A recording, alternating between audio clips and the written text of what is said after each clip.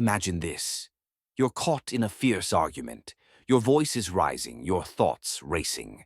Every pause feels like weakness, every word a shield to protect your pride.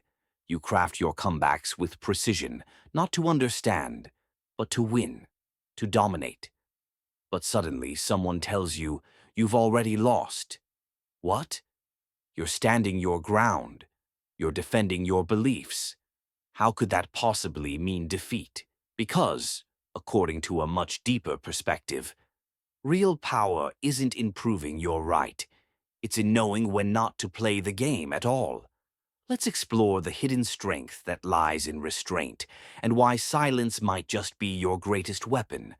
Most people think power means volume. Speaking up, fighting back, winning the debate. But what if true power is the exact opposite? What if the person who doesn't argue is actually the one in control? You see, arguments are rarely about truth. They're about identity. People don't fight to find clarity. They fight to protect their ego. When you feel the need to be right, to correct, to clash, you're not seeking understanding. You're defending a fragile sense of self. And that's exactly what makes you vulnerable. This is where the ancient idea of inner mastery comes in, not from noise, but from self-possession, from not needing to react at all. In Eastern philosophy, this is the essence of wu wei, effortless action. In Stoicism, it's called temperance. In Nietzsche's thought, it's the will to power, not over others, but over yourself. The one who controls their reaction controls the entire conversation. Imagine two people in a boardroom clash. One is loud, animated, relentless. The other sits back, listening, calm, unshaken. When they finally speak, it's with clarity, with impact, and the whole room shifts. Power doesn't come from the most words. It comes from the most intention behind them. Let's look at three masters of this principle. Socrates, the philosopher of doubt. He rarely told people what to believe. He simply asked questions until their own logic unraveled.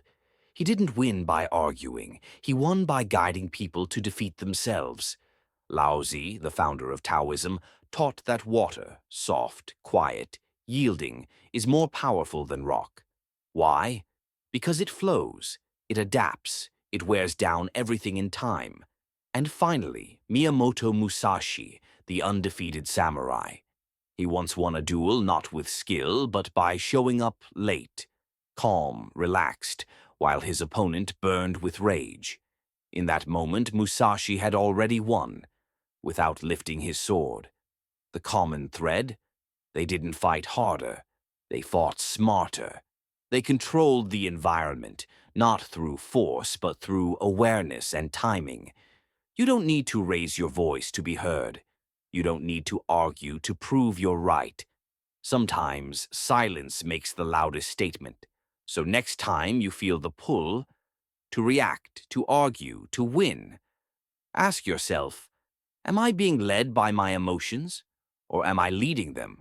Because real strength is not shown in how loud you can be, but in how still you can remain when the world tries to shake you. True power is silent, and silence is not the absence of power. It's the mastery of it.